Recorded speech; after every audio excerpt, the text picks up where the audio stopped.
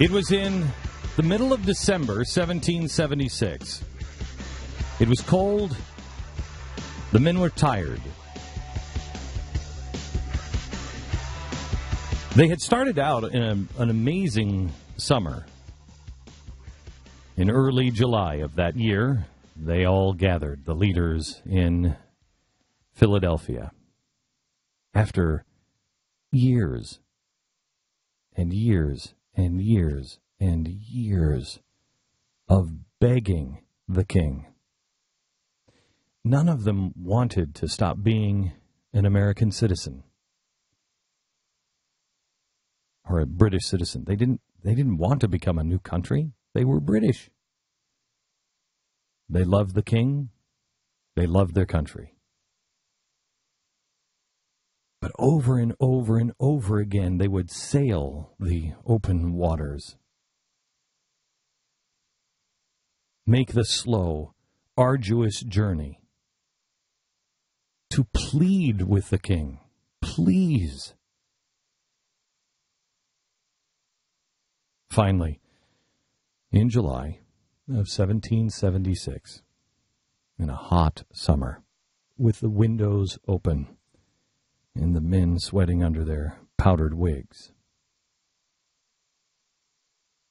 they penned the words, "We hold these truths to be self-evident, that all men are created equal and endowed by their Creator with certain unalienable rights, among them life, liberty, and the pursuit of happiness." They then outlined all of the things that the king had done that compelled them now to say, we must be separate. It is their duty to state those things.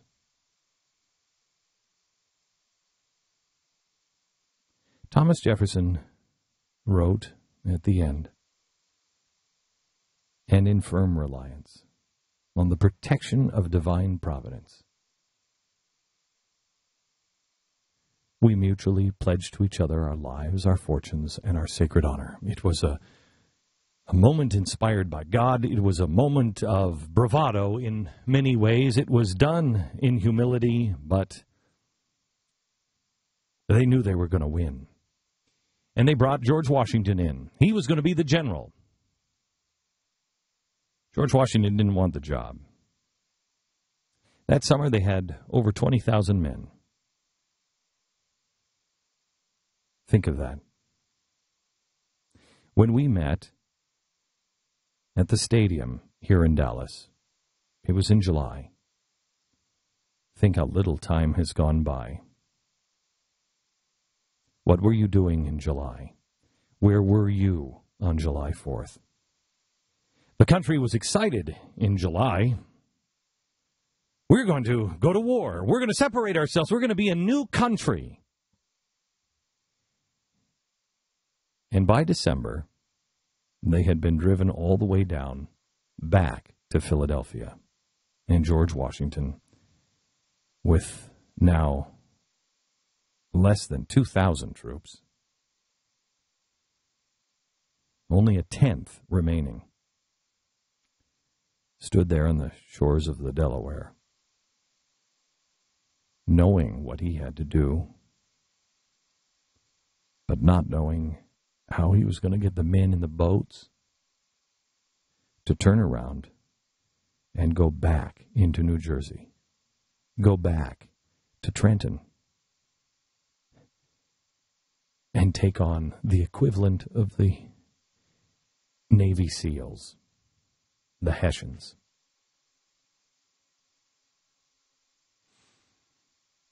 At the same time he was wondering that, Thomas Paine was marching with the American men, the farmers that had grabbed their guns over their fireplace and were now marching in the cold, wet, snowy mud.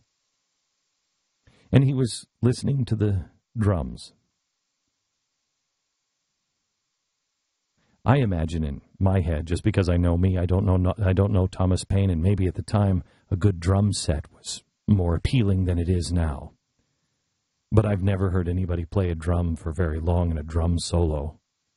Maybe in a Garden de Vita, but I've never heard a drum solo that I enjoyed for more than about a minute and a half. But he had been walking beside the drummer and hearing that guy drum. And it stirred him. You see, back before they signed the Declaration of Independence, Thomas Paine had written Common Sense. It was a pamphlet. He was the blogger of his day, except there was no information superhighway because Al Gore hadn't been invented yet.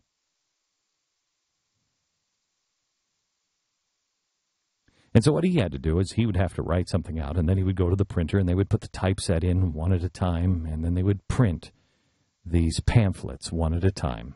And you would go into a store and you would buy it, and they would rip it out of this giant sewed stack of pamphlets.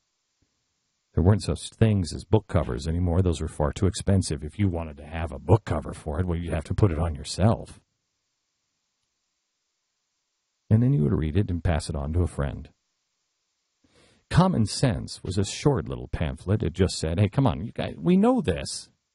We know these things. We know the king doesn't have absolute rule over you. We know that he doesn't have a right to do these things. You should be able to chart your own destiny. You should be free. It's your land. You were born free. Nobody rules over you. This is common sense. That's what stirred everybody to get into that room and pen the Declaration of Independence and then state life, liberty, and the pursuit of happiness. And so they put together an army, and they had lost every single battle. And now Thomas Paine was like, I can't believe it. It was just last summer. As he's listening to this drum, and I don't know if it was because it really was the only piece of paper that he could find, the only thing he could write on, or if it was just a very clever trick from a very clever man to get rid of that damn drum. But he looked at the drummer and he said, I need your drum head now. And he scratched these words on the head of a drum. These are the times that try men's souls. The summer soldier and the sunshine patriot will, in this crisis, shrink from the service of their country. But he who stands by it now deserves the love and the thanks of man and woman. Tyranny, like hell, isn't easily conquered. Yet we have this consolation with us, that the harder the conflict, the more glorious the triumph. That what we obtain too cheap, we esteem too lightly. It is dearness only that gives everything its value. Heaven knows how to put a proper price upon its goods. And it would be strange indeed if so celestial an article as freedom should not be highly rated. Britain, with an army to enforce her tyranny, has declared that she has a right not only to tax, but to bind us in all cases whatsoever. And if being bound in that manner is not slavery, then there is not such a thing as slavery upon the earth. Even the expression is impious. For so unlimited a power can only belong to God.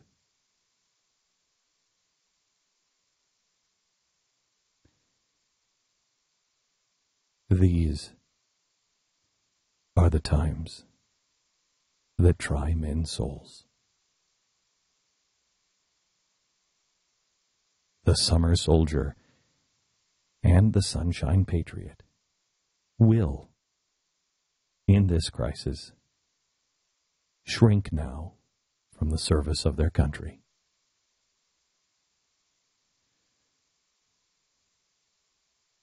he now who stands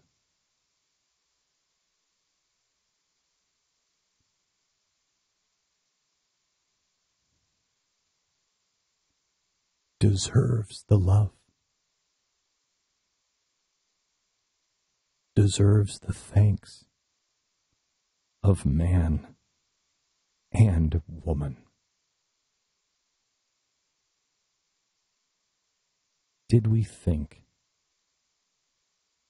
that things could be achieved with such high value, with such little effort? We have worked hard, but heaven knows how to fix a proper price on something so dear, so precious, so rare as freedom.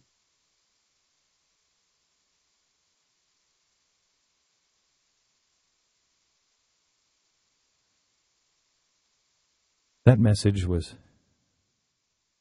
rolled up on the head of a drum, given to a writer. Take this to Philadelphia. Find Mr. Franklin if he is still there. Print it. And find General Washington. It was printed. And it found its way on December 23rd, 1776. On a cold, wet, snowy evening. It was handed to him in a tent that I'm sure was riddled with mud.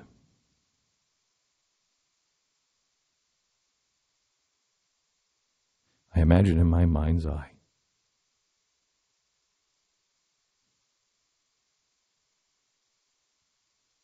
the great giant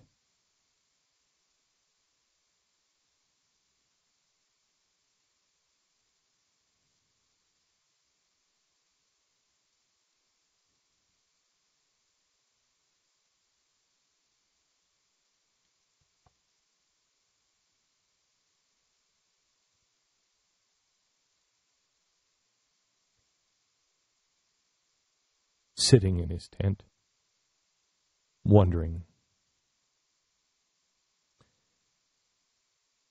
how, dear God,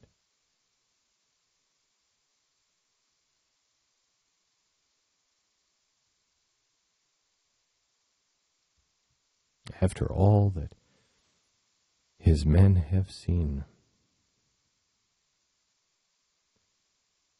look at them. They are not rich.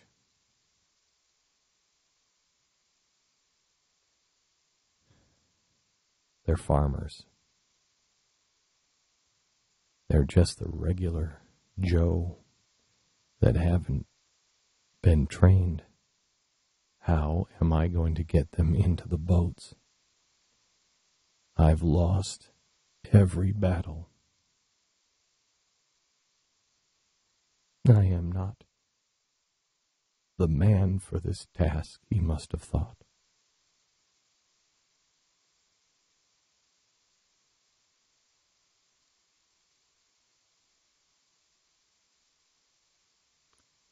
When somebody handed him a missive from Mr. Payne,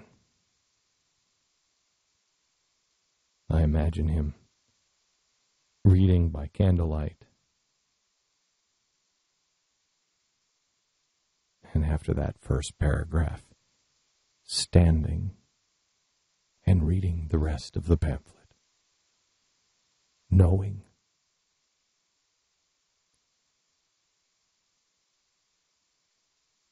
this is the message the men need to hear. That which we obtain too cheap, we esteem too lightly.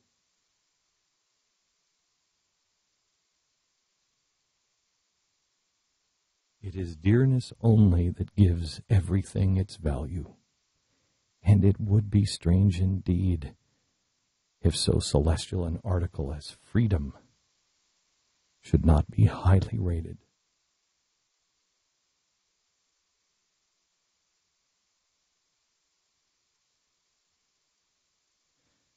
Thomas Paine gave a message at the end. He appealed. You knew these things to be right and righteous and full of common sense. You knew what was true.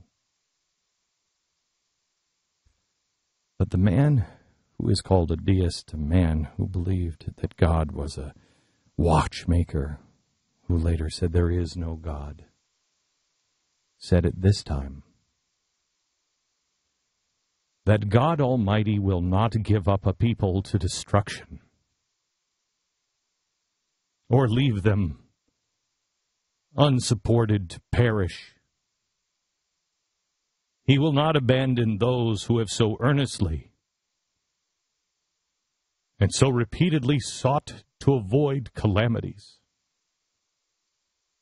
by every decent method which wisdom could invent. Though the flame of liberty may sometimes cease to shine, the coal shall never expire.